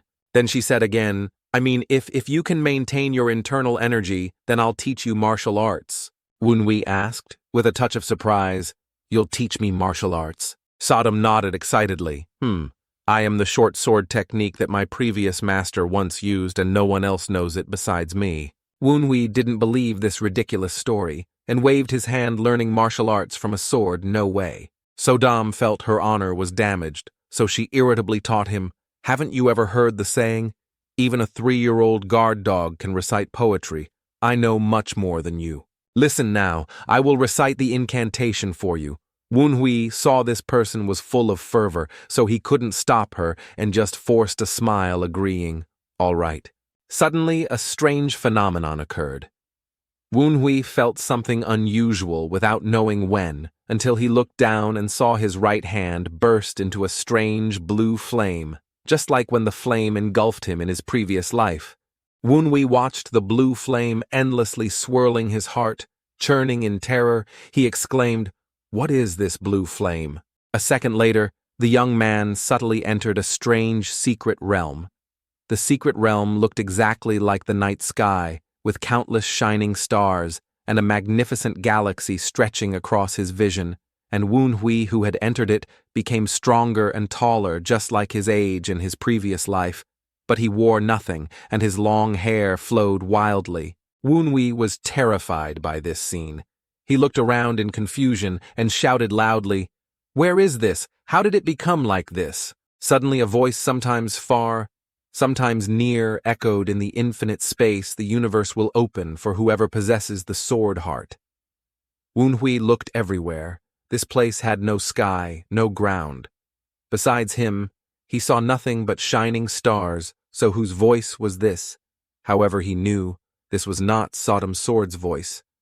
Then a magical scene unfolded before the young man's eyes. In the middle of the night sky, a circle slowly appeared, swirling inwards like a whirlwind. And in the center of that whirlwind, a beam of light shone down, precisely aimed at Woonhui. Woonhui understood nothing, only exclaiming, "That is." But a few moments later, the intensity of that light grew stronger and stronger, so much so that he couldn't look at it normally anymore. Woonhui had to cover his eyes with his hand, trying to observe. he couldn't help but exclaim, "What in the world is it?" Everything unfolded to that point. Then Woonhui suddenly returned to reality. He hadn't even fully recovered when he was again drawn by the persistent blue flame clinging to his hand, refusing to dissipate. He said, "I'm back, what was that just now?" Moreover, Sodom seemed unaware of what he had just experienced. She wasn't even affected. She saw him lost in thought while she was rambling. She got angry and cursed. "Hey, Woonhui, what's wrong with your mind?" "I'm struggling to recite the incantation." Woonhui saw her and asked, "Sodom, do you see this?" Sodom looked at Woonhui's raised hand and said, "Huh, what?" Woonhui explained, "Look closely.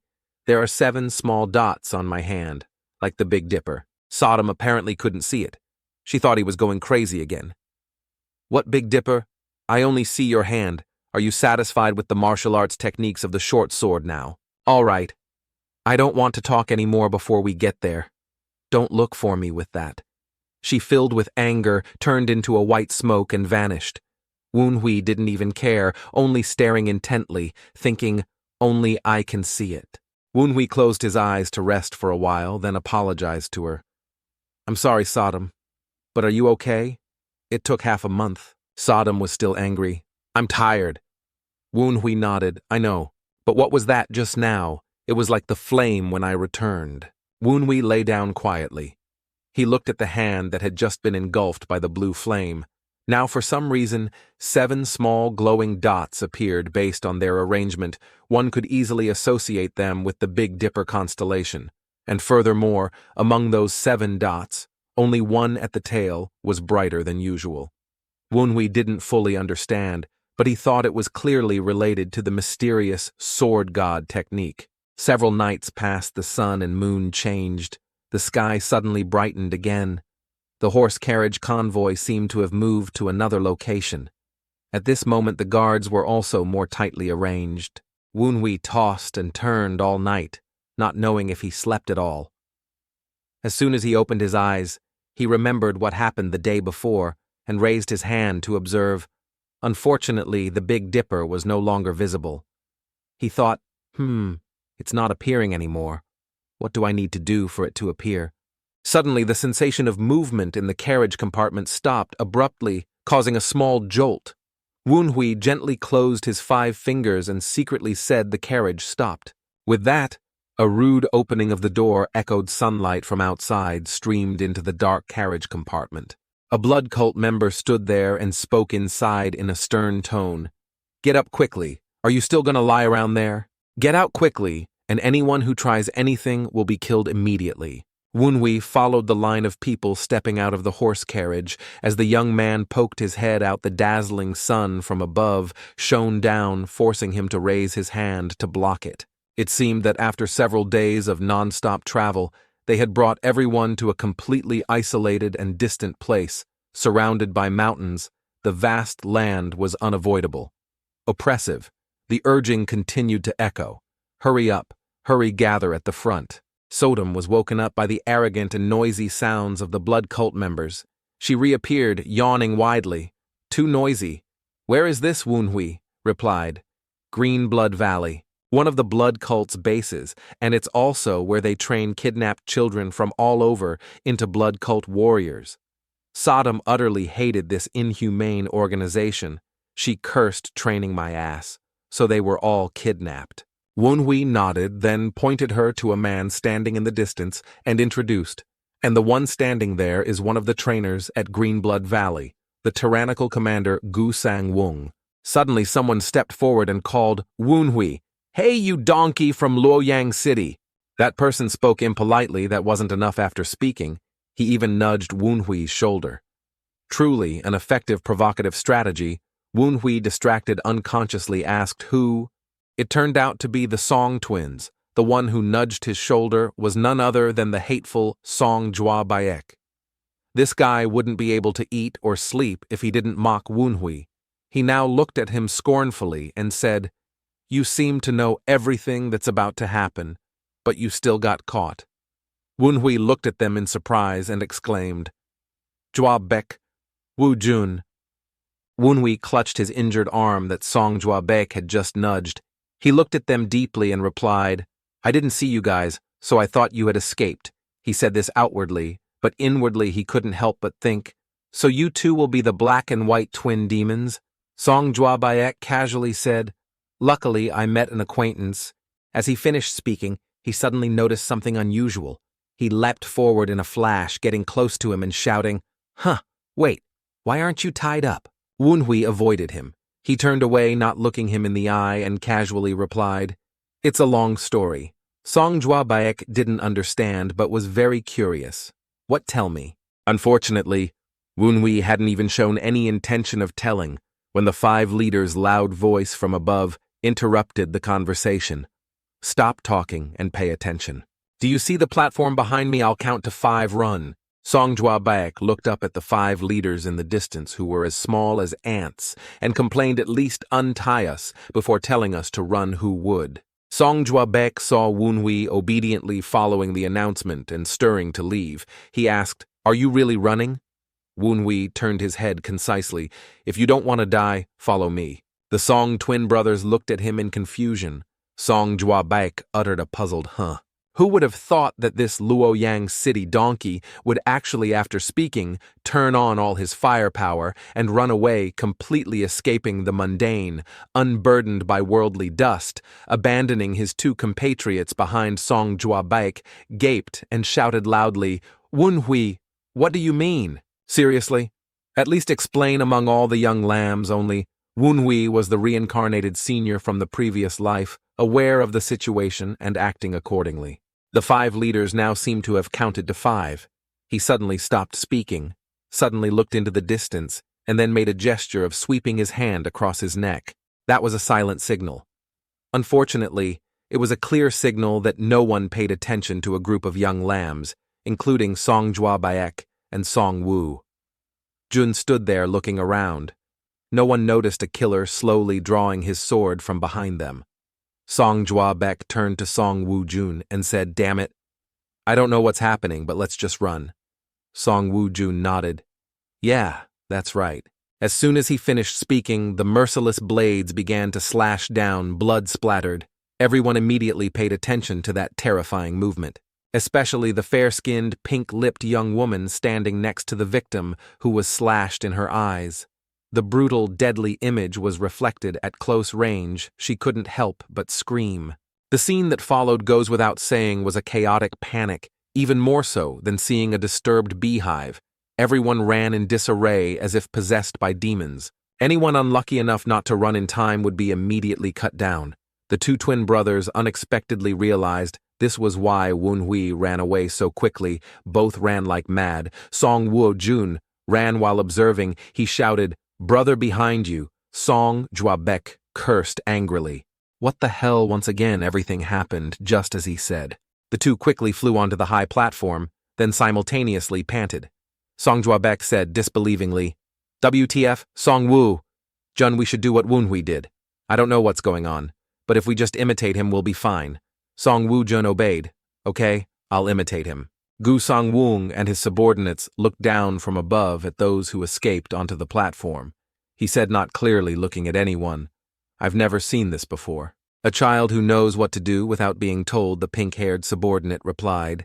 "I think that's the child Captain Wu mentioned, sir." Gu Song Wung agreed, "That's right. He claims to be a descendant of the sect." Sodom beside Wunhui couldn't help but exclaim, "You know what to do without waiting for orders. You really are a blood cult member, aren't you?" Wunhui calmly replied, "At least I have to do this to avoid suspicion after claiming to be a descendant. Moreover, if I don't do this, they'll yell and make an example of someone." Sodom stretched board sounds tiring. After a small massacre, but with everyone in a state of tension and fear, Gu Sang Wong now shouted to the crowd that managed to escape below attention here, "Be happy, for you have been chosen. The will of the great blood demon will lead you to glory with the blood cult." Except for Wunhui and the Song brothers, it seemed all the unfortunate children here didn't know who kidnapped them or why they were kidnapped when they heard the terrifying name in the martial arts world spoken by Gu Sang Wung. Everyone shouted in confusion, "Blood cult. This is the blood cult." A young man angrily cursed, "Don't spout such nonsense. How can killing and kidnapping be about choosing people?" Sodom shaded her eyes with her hand, also wondering. He's right. But is it okay to say that Woonhui, understanding the situation, replied profoundly, "Of course he will be made an example of." Sodom asked again, "What do you mean by being made an example of?" Woonhui just said exactly. "Perhaps you didn't see it because we ran towards that young man." He continued to question, unaware that a merciless blade was approaching once the martial arts world discovers you. Before he could finish, the blade cleaved his head, and in just a brief second he was sent to heaven. Woonhui's thoughts continued to answer Sodam, but the weak can die at any time in the blood cult. Sodam! Her eyes widened. Couldn't help but admire the iron-blooded flow within this organization. They did all sorts of troublesome things just to kill them so cruel. Woonhui was too used to this, he said expressionlessly. They force us to be loyal to them through fear. It's quite effective. Woonhui was not wrong. Indeed, the scene just now was very effective soon. There was no more babbling around. It was so quiet that one could almost hear the flapping of flies and mosquitoes. The killer standing among the crowd coldly warned, "Keep babbling, if you want to end up like him." Little Sodom, though, not afraid, couldn't help but be horrified, she said. "It's terrible. How did you survive in your previous life?" Woonhui closed his eyes and frowned. "There's nothing to be proud of, but I managed to survive by being obedient like a dog." Gusong Wung, after letting his subordinates lecture, the kids immediately returned to the matter at hand. He shouted loudly, "Now, we will begin the first challenge." Then he lowered his gaze, and the smile on his mouth became strangely sinister. He said, "All right. Let's start with you. The person in the first row, do you know what's in this box?" The person he was targeting was none other than Woonhui, targeted so explicitly. Woonhui had no choice but to calmly reply, "Sir, it's bloodworms." Gusang Wung heard that and smiled contentedly. "Oh ho ho, very good. Now explain to these people what bloodworms are." Woonhui opened his eyes and replied, "Bloodworms are a type of poisonous parasite. They are implanted in the chests of disciples or soldiers to make them loyal to their master. Every 24 hours they have to take medicine. If they don't, the bloodworms will wreak havoc in their chests." Song Jua Beck, from beginning to end, watched Woonhui's erudite reply without moving his eyes when he finished answering. He said, with a surprised look, "I can't believe you know all this." Gusang Wung praised him. "You are absolutely right. Truly worthy of being a descendant of the blood cult." Song Jua Beck immediately startled. He looked at Woonhui beside him in shock, unable to help. "But curse you, bastard! So you're a spy for the blood cult." Sodom, however, supported his words. "Oh, you're right in the past. He really was a blood cult spy, and he will once again become a blood cult disciple." Woonhui gritted his teeth to avoid striking. He reminded her, "Don't you dare provoke me. It's really troublesome to deal with this mess." Gusang Wung at this moment continued. He still talked to him, putting his hand into the box containing the disgusting insects and saying, "All right, I will give you an opportunity to show your loyalty to the blood sect. I will make you a hero by implanting the bloodworm before the others." Everyone below collectively looked at Woonhui. Some whispered, "If he doesn't do it, he'll be killed." Woonhui's face darkened. He thought, there's no other way. I've become the center of attention. I have no choice. I must live, even if I have to swallow the bloodworm. With that, Woonhui clasped his hands and thanked those in front of him. "Thank you for letting me receive the bloodworm first." Then Woonhui stepped onto the platform. He was not at all afraid and even dared to say, "Sir, may I please have some water to swallow them?" From a distance, the 5 leaders crossed their arms and looked at him. He casually said, "The commander seems to like him, although that doesn't say whether he's a member of the blood sect or not. The truth will soon be revealed. Everything has been carefully calculated." "Woonhui, do you really expect this?" On this side, Woonhui really swallowed that disgusting thing. After he was done, he politely bowed and said, "Long live the blood demon and the blood cult. Thank you for this opportunity." Gusang Wung smiled, truly a descendant of the blood cult. Then he turned down and said to the crowd, "You've all witnessed it, haven't you? Now each of you shall in turn receive the bloodworm." Wunhui turned back to his original position. This thing was truly dangerous. As soon as he swallowed it, he felt discomfort in his chest. Sodom was very worried about him, she fretted. What are you going to do since you've swallowed the bloodworm? You'll only live for another 10 years. Wunhui gripped his clothes tightly, struggling to say, I have a feeling the poison will spread in half a month. Unexpectedly, as soon as he finished speaking, a pain like roots digging into Wunhui's internal organs pierced him, a searing pain, as if a knife was wriggling wildly in his chest. The young man couldn't help but let out a soft groan, and crumpled Sodom beside him asked in alarm, Are you okay, Wunhui? Wunhui tried to force out words. My chest hurts so much it's hot like fire.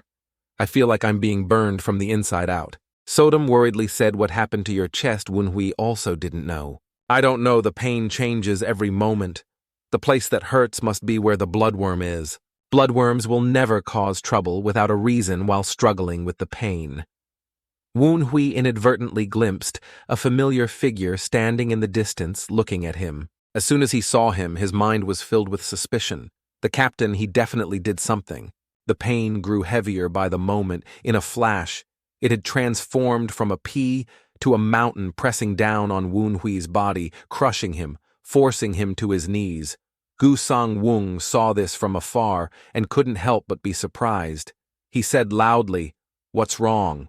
Wunhui finally fell to the ground in this critical situation. Suddenly, the 5 leaders stepped in front of him. The person said from above, Is it because of the bloodworm in your chest? To live up to the name of a descendant of the blood cult? This is just a small, welcoming ritual for you, LOL. Wunhui's face darkened, almost completely drained of blood. He struggled to look at the man with angry eyes, secretly cursing, You bastard! What did you do to the bloodworm in my body? Wunhui lay slumped on the ground. The 5 leaders looked down at him and humorously said, It seems the bloodworm is having a rough time. He sneered at someone who claimed to be a successor of the blood cult, but was in such agony right at the initiation ceremony, haha. Wunhui shivered from the pain. He frowned and thought, Damn it, what did he do to the bloodworm to make me suffer like this, you scumbag? Gusang Wung asked the 5 leaders, What's wrong? What happened to that new disciple? He replied, Everything's fine, Commander. He calmly explained, It's just that the bloodworm was a bit agitated when he swallowed it. The pain made his whole body tremble. He thought lies as if, This is the first time I've swallowed it. The 5 leaders touched his shoulder and ordered, Turn around. I will use internal energy to suppress the bloodworm. He was surprised. Why would you? He frowned. Do you think I want to? The other new disciples are waiting for you. He shouted. Turn around now. Wunhui was confused. What? So it's not the 5 leaders, He suddenly noticed something unusual. The pain was moving downwards as if he quickly shouted, Wait a minute, I'm fine. No need to do that. He was annoyed. What are you babbling about? Again? Turn around, rookie. If you get hit, you'll suffer internal injuries. He focused his internal energy into his left hand and shouted, Focus. Your energy on your dantian, he thought in panic. No. This feeling. This pain. His face turned pale. It's definitely it. I have to stop him. He stammered. Commander, stop. He unexpectedly released a loud fart. The 5 leaders froze. He was stunned, the air thick with an indescribable smell. He blushed to the tips of his ears and stammered, I told you I'm fine. The next part of the journey was filled with incessant laughter. Sodom, the short sword, laughed hysterically and asked, How did you manage to fart in that situation? He was annoyed. How long are you going to keep teasing me? She flew behind him, holding her stomach, laughing loudly. The more I think about it, the funnier it gets. When I first arrived, I was a bit bored. Luckily, thanks to you, he glared at her. His face red. All right, stop talking. I've suffered enough. She wiped her tears and happily asked, Suffered what because of that fart? Earlier, LOL. He touched his chest. Task. It's not about the bloodworm. He mused. The pain has completely disappeared, and that strange feeling in my chest too. Now I feel much more comfortable. Song Woo-jun spoke up and asked, Hey, blood cult. Spy, where are we going now? He glanced at him and calmly replied, Spy, you idiot. I don't know everything. Sodom the sword wondered, did he forget that he also swallowed a bloodworm to save his life? He shouted loudly, How could you betray your friends back home? Do you want to show off and gain merit with them, you scumbag? He coldly replied, What nonsense! What would I gain by showing off to the blood cult? The 5 leaders spoke up, everyone attention. Both turned to look at him. He continued to announce, Now we will proceed with sorting no noise or unauthorized actions. Listen carefully. Sodom rubbed her chin. It's him again. He was surprised.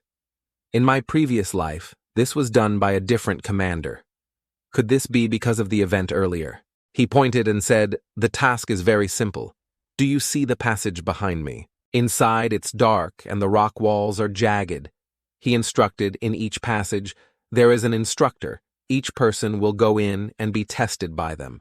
He showed everyone 3 rank tokens. When the test is complete, you will be given a high, mid, or low rank token based on the instructor's assessment. Try your best to achieve the best results. His voice deepened because our sect highly values strength. Look closely. He showed everyone his belt. Do you see my belt? Disciples wearing blue belts are high-level disciples. His voice filled with pride. High-level disciples who have made outstanding contributions and abilities will be granted the grace of having the bloodworms removed from their bodies. Strive to contribute and serve the blood cult. You will be duly rewarded. The crowd stirred. Everyone became excited. Remove bloodworms from the body song. Wu Jun mumbled, So I just need to become a high-level disciple. He thought to himself, It seems everyone is excited about this tiny glimmer of hope. They don't know that this is the first step towards gradually becoming a true disciple. The 5 leaders pulled out a red flute. He coldly said, I told you not to make noise. He froze, thinking in alarm, that is. He began to play the flute. He quickly covered his ears. Song Wu Jun asked in confusion. What's wrong with you again? He advised him to follow. He curiously asked, Why are you suddenly covering your ears? Although the flute sound is a bit loud, it's not that bad. Suddenly his face turned pale. Oh no. Everyone groaned and screamed in pain.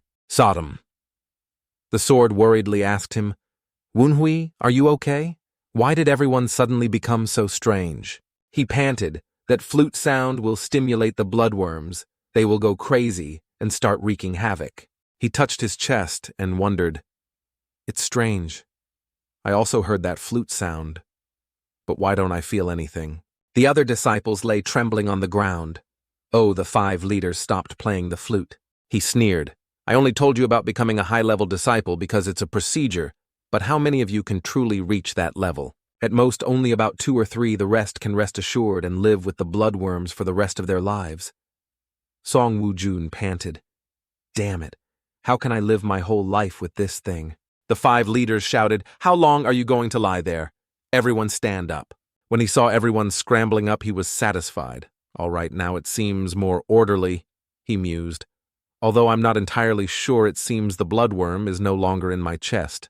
Sodom curiously asked, Was it because you covered your ears earlier? He refuted. Even if I covered my ears, it wouldn't completely stop the bloodworm from being agitated. He pursed his lips. If my dantian were still intact, I could use internal energy to check. But Song Wu Jun growled. All right, I've decided I've already swallowed the bloodworm anyway. There's no turning back, right? He gritted his teeth. Because your dantian is destroyed, no matter how hard you try, my martial arts will surpass yours. I will strive to become a high-level disciple, remove the bloodworm, and avenge myself on you later. He thought, What is this bastard babbling about all of a sudden? The 5 leaders sternly said, Now I will call names when he saw someone raise their hand. He asked what's wrong. Song Wu Jun shouted loudly, Sir, I want to go first. Sodom, the sword whispered. Is he angry because you didn't answer him? He helplessly thought just because of that. The commander's voice echoed, Recruit, step forward. He rushed forward. Yes, sir! He turned back to challenge him. Open your eyes and watch Wunhui. I will prove that even without your help, I am still completely superior to you. Suddenly he received a cold punch to the face. He was sent flying and fell heavily to the ground. Ugh! The 5 leaders irritably said, Are you deaf from the beginning? I told you not to act on your own. Don't step out of line without permission. You are just a recruit. Just listen and follow orders. He raised his voice and remember to respond. When your superior gives you a task, he looked at Wu Jun, lying prostrate on the ground, that idiot.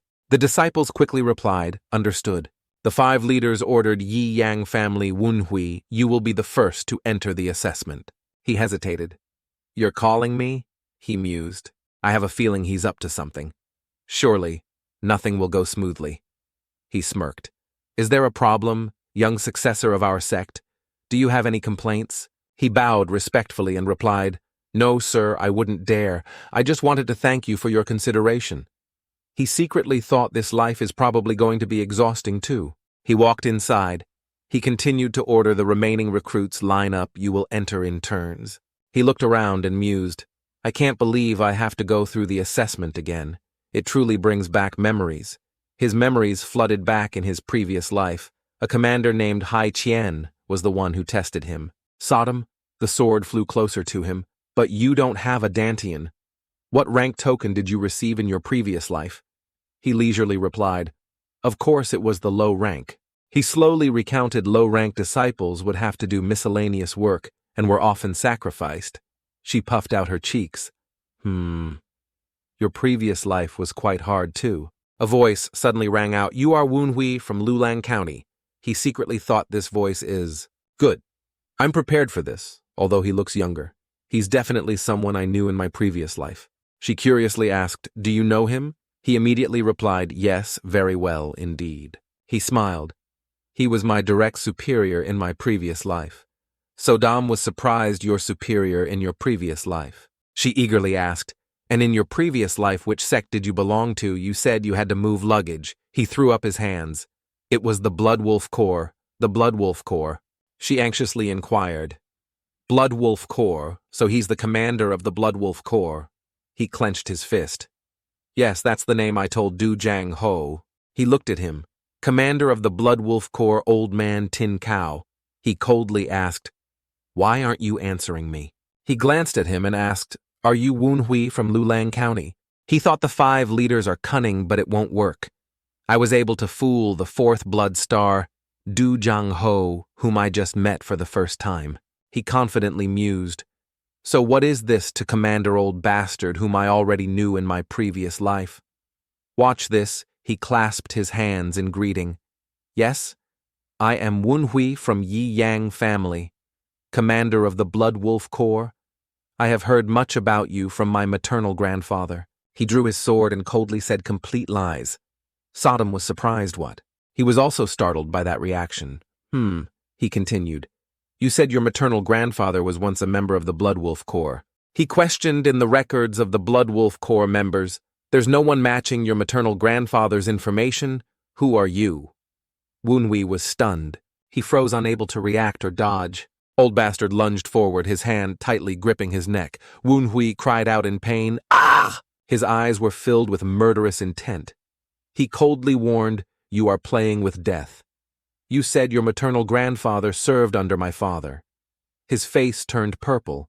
He tried to pry his hand off his neck and shouted loudly, I, the commander, have been trained in the Blood Wolf team since its inception. I remember the faces of all my father's subordinates. Sodom flustered. He's exposed. You deal with him yourself. Get me out of here quickly. He painfully thought, If I take you out, the situation will only get worse. I need to use reason now. He was about to deliver another uppercut. She cried out, Wunhui, watch out below. Thanks to her reminder, he managed to dodge that treacherous attack in time. He hastily summoned Sodom the sword to block. He exerted himself, thinking, my hip feels like it's about to break. Can a person be this fast? He threw a powerful kick to his chest, he mused.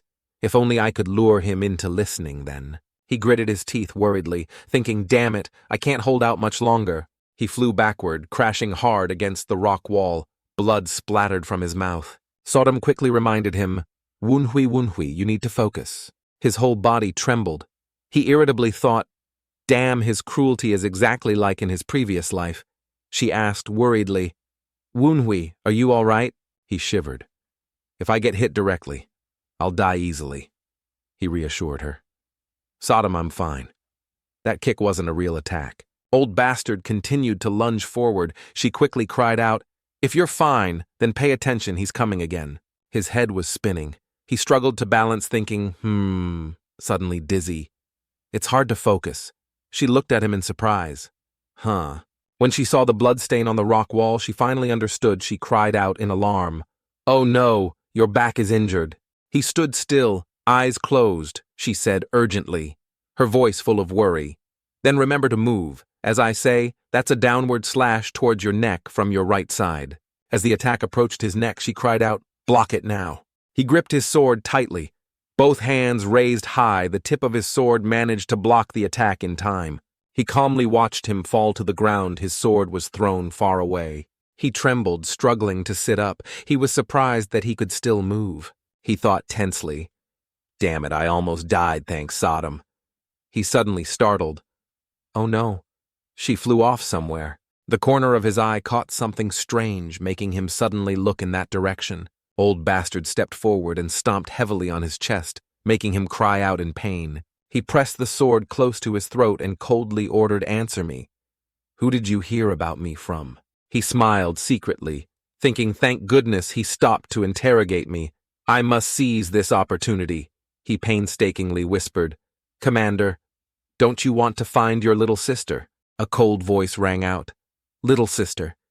It seems you've gathered quite a bit of information about me. He exerted pressure, stomping harder on him, his voice filled with cruelty. But you're mistaken because my only little sister is no longer in this world. He hastily shouted, Lady Sewa is still alive. On the day your father was murdered, she was kidnapped. He froze, then exclaimed what he quickly continued the corpse at the scene. Why do you think only Lady Sewa's corpse was burned by fire? His voice was firm. The corpse is fake. Your little sister is truly still alive. If you want to know more, you'll have to make a deal with me. He stood still, his eyes sharp as if wanting to pierce through him. He suddenly spoke. You even know her name. The sword was slowly lifted, then suddenly plunged forcefully into the ground. It was only a very small distance from his face. He said in a deep voice, It seems you're not lying. He struggled to sit up. He slowly said, All right, let's assume I was tricked. Tell me everything you know. Old Bastard frowned after hearing that I will decide where Sewa is now. He rubbed his chest and said with difficulty at the Flower Moon Merchant Group. His face darkened. He coldly asked again, Flower Moon Merchant Group. He growled. The Flower Moon Merchant Group is under the management of the First Blood Star. Could he be the mastermind behind my father's death? He quickly confirmed his speculation. That's right. You guessed correctly, it's all to stir up your anger and make you lead the Blood Wolf Corps. His silhouette clearly appeared in his mind. He continued. First, Blood Star, Zhang Riong. It's all his conspiracy. He frowned, his voice full of doubt. No way, that's absurd. The wounds on my father's body were clearly reported as... He cut him off. Did you see it with your own eyes, Commander? He looked at him, his tone calm. The collection and examination of your father's corpse were all handled by the people of the Flower Moon Merchant Group and Clan Head Moon Lake, right?